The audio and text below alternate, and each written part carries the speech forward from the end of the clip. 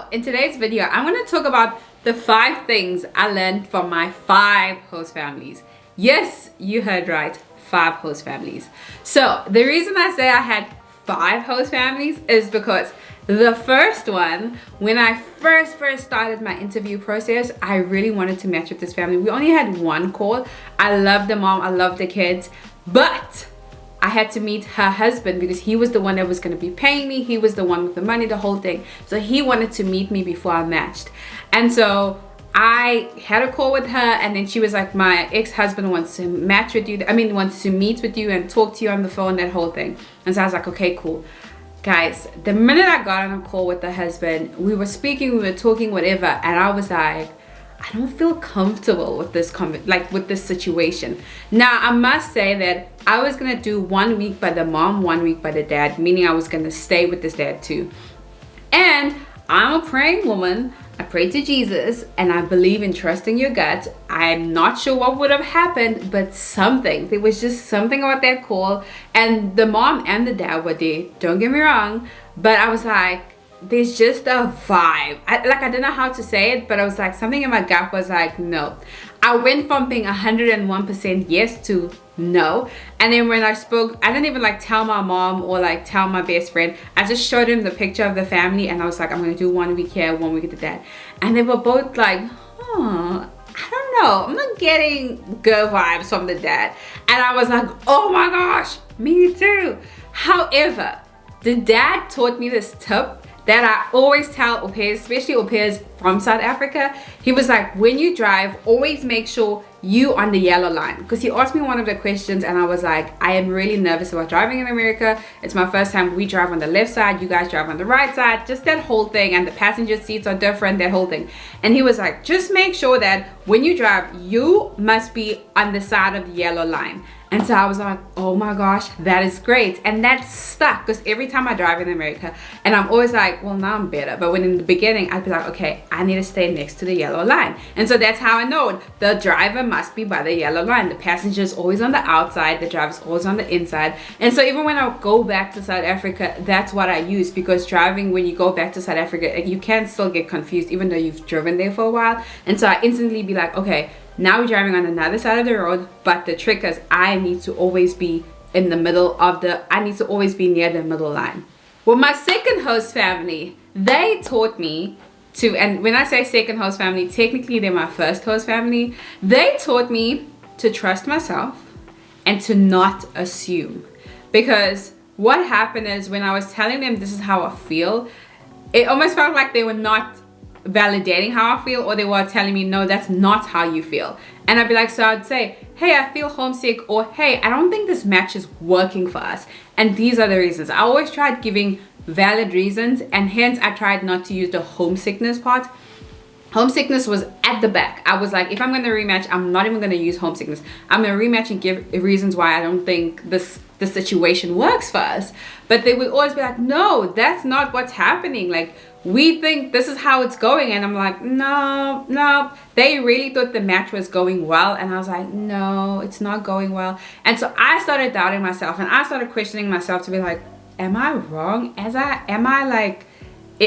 You start second guessing yourself. And only years later, when I was out of the situation and knowing what I know now, and just coming back as an au pair and doing orientation again and looking at just the rules of au pair in America and everything, I was like, oh my gosh, they gaslit me. They were gaslighting me the whole time, and I didn't even know. But now I've learned to trust myself and to trust that if I feel a certain way, I need to be like, yo, I know that's what you think is happening, but this is not how I feel.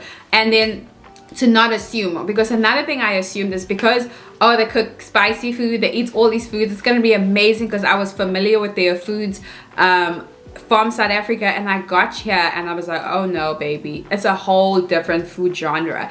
And then they were like, oh, you'll cook in the week here and there, and then we'll cook on the weekends, whatever. And so I assumed here and there means I'm gonna cook once or twice. I cooked every day. I cooked every single day, and I'm talking about 4 or 5 meals, because there needs to be a protein, a vegetable, a starch, or this. And I was like, next time I'm not gonna assume for stuff. I straight up ask. When you say stuff like that, I'm just like, okay, but what do you mean? Can you give me a practical day? Because I ended up cooking the whole week. And then on the weekends I did cook, but I was not working on the weekends. So it's not even like I benefited. I became a whole chef. But that's a topic for another time. My third family taught me that I matter. And with that family, I think out of all the families, that was one of the hardest family I had to ever, just the emotions and everything that I went through with this family, it taught me that I genuinely matter. I have a voice. And that when I was with this family, I tried so hard to make this match work because it was already, I had already come from rematch and I was going into a second one. I tried so hard. I kept being like, oh, but. And once again, as I said earlier, I just realized when I did orientation and when I came back into the Aupair world that I was not treated fairly, and just the trauma and just the emotional abuse or just stuff like that shouldn't have happened to me. But because I constantly would sweep stuff under the rug and just be like, I'm making everyone happy but myself, and I tried, and what made me even decide to be like, okay, I'm out, I'm calling it quits, was when like the kid did something and it could have been like a whole big thing, like he could have really gotten hurt, that whole thing. And I was like, I could have gone to jail. Like no matter what happens, nobody's gonna come in and believe this black girl from South Africa who is like 23 at the time. Everyone's gonna be like, breaking news, South African au pair hurt kid, and the kid could have possibly died, and that was gonna be the headline. And so I saw myself in jail. It was like this whole epiphany where I was just like, this is never going to change and I have to get out. And one of the things that kept throwing it over my head is that, oh my gosh, within a span of 4 months, you're going to be going into second rematch. You're not going to find a family. You're going to get sent home. You're going to get kicked home, that whole thing. And I was like, I'd rather go home. But they definitely taught me that I matter and that I should never dim down the situation. And if I feel like a situation no longer serves me, and I'm not talking about just quitting stuff, I'm talking about health-wise. I'm talking about where it could jeopardize my future, could jeopardize the people involved. And I had to walk away for the safety of those kids. I was like, I can't stay here. These kids need, like, they need a qualified person for this situation. I'm just an au pair. I didn't qualify for behavioral personalities and all these things. There was like medical health situations involved. And so I was like, I can't. They don't listen to me. They don't respect me. And it's not helping that the parents are not on your side. And so that definitely taught me that I really matter. And boiling to what I said earlier, that I have a voice and I should like just let go. It's okay. Because I always hold on. I'm like, no, we still have a chance. It could make it. It could make it. I could push through. Until I was like, I actually can't anymore. Like I have to physically choose myself and be like, I'd rather go home and end this au pair program early or whenever, but I'd rather not be in this situation. And it took a lot for me, because if you know me, I don't give up easily. I'm just like, I will hold on. I'm just like, there's still time. I was like, I can suck it up until the end of my first year, and I didn't want that, but I was like, okay, I need to leave. And so it definitely taught me that I matter, and sometimes it's okay to just let go. Okay, my fourth family, which is technically the third family, but it's the fourth family if we count in families. I love this family. I'm still in contact with them. This family taught me to celebrate the wins, whether they're big or small. And I think it's also the timing when they found me. They really taught me how to celebrate the big and small moments. Like my host mom used to like put little notes on my door, like, thank you so much, it's been a rough week.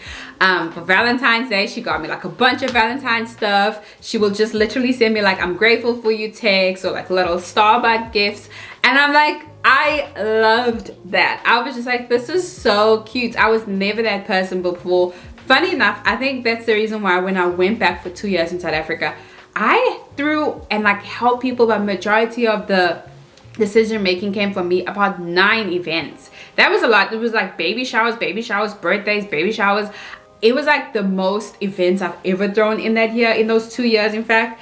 And I think it's all because of her. She created a desire for me to celebrate, and I'm still like that even today, where I like to celebrate the small things and the big things. And so that host family definitely taught me that. Another thing they taught me is there are good host families out there, because after coming from not the greatest host families, or I won't say they mean people, it's just mean people to work for, I was like, guys, after this host family, coming into this host family, if it doesn't work, I'm done. I'm going home. This is not the adventure I signed up for. And so when I got to this host family, it was so nice. It was so freeing. It was so beautiful. It was like, oh, there are host families out there that actually treat you like a human being, that actually consider you an adult, that are actually nice to you, you know, that like actually go out of their way to be like, are you okay? What's your favorite stuff? We got you coffee. There's ice cream upstairs for you. You know, like those little things. I now, if you asked me before that host family, I would have still said there's great host families out there. It was just like hard when you're not in the situation. And mind you, I had a friend who had a great host family, but I was still like, she like, I don't know, I don't want to say this or bring anything into it. I was just like, oh, but it's like a different breed and she's like the 1% rare, whatever, that kind of stuff. Then when I met my host family, it's like I started meeting a bunch of au pairs that actually like their host families, and I was like, oh, there's a whole nother world. It's not meant to feel this way, you know. You're not meant to feel like you're not even not home, like you're a slave in somebody else's house. You're meant to feel like a human, you know. You're meant to be included. You're meant to be invited to stuff. That's how they made me feel. Now, the last one, which is number 5, and it's my current host family, whom I love so much too. This host family has taught me that there's nothing, absolutely nothing I cannot achieve. Like my host mom and my host dad are so ambitious, and my host dad is always on me. He's like, Angel, there's one project I'm working on, and before I was even working on it, I was like, I'm thinking about, you know, like this, and he's like, oh, go for it. And he starts like bursting with ideas, and he's like, you can do it. Like, you can do it with your eyes closed. He's like, I can see you do it. You should go for it. Every time I bring up a topic to them, I'm like, oh, this is cool. They're like, go for it. Like, do it. Or if they feel like when it comes to health, my host mom's like, no, don't do that. Don't be risky. That's unhealthy. That's, you know. But when it comes to me choosing career paths, or me wanting to study, or me doing whatever, they're like, go for it. They encourage me. They're like, don't be afraid. Jump. Just jump. You're gonna land. If you don't land, listen, you tried. They always like, go, make a plan, which I'm like, that's encouraging and it's helpful, because they're just like, dude, don't worry about the time, don't worry about how old you are, just go for it, running, and put everything you have in and go. Like, go, let us know if we can help you. Just go, and you're gonna flourish, you're gonna succeed, you're doing amazing. And even with my channel, when they didn't know I had a channel for a few months, then the pandemic hit, and they found that I had a YouTube channel, and they were like, oh my gosh, where can we support you? How do we do this? My host mom sent it to her mom, showing her. So I was gonna buy a camera for Black Friday, and my host kid kept saying, don't buy a camera, you shouldn't buy a camera, don't waste your money. Like, he just kept being like, oh, that's not a nice camera. He's like, what camera would you buy if you really want a camera? And so I said to him, I'm gonna buy this one, and he's like, let me see. He's like, that's a great camera, but I think you should wait. I think there's better deals coming. And my host dad would also put me off, like, oh yeah, maybe buy in January, like, you know, that whole thing. Meanwhile, they got me a camera for Christmas, and so they were putting it off. They're like, dude, you've been amazing, it's been a pandemic, that whole thing. And so they got me a camera. They're like, we know you love YouTube and you're doing well, yeah, actually have a camera instead of recording on your phone. And so it's small things like those where it's like helpful knowing that they believe in me. And sometimes there's a few videos, in fact, where my host family is behind the camera, I'm recording, or if they were home right now, they'd be in the kitchen minding their business. They'd be like, oh, we're gonna keep quiet, you can record. They like that. They're like, listen, my host says like, listen, if you need to record in this spot, I will go to the basement and work. So it's like things like that, where it's like they taught me to be kind and only support people's dreams. I'm gonna use that. But anyway, that is it. If you are an au pair, whether you had 1 family, 2 family, 3 families, 4 families, however many families, well, you can't have however many. Chances are you either have 1 or 2 or 3 if you rematch twice. Comment below and tell me, what has your host family taught you? Bye.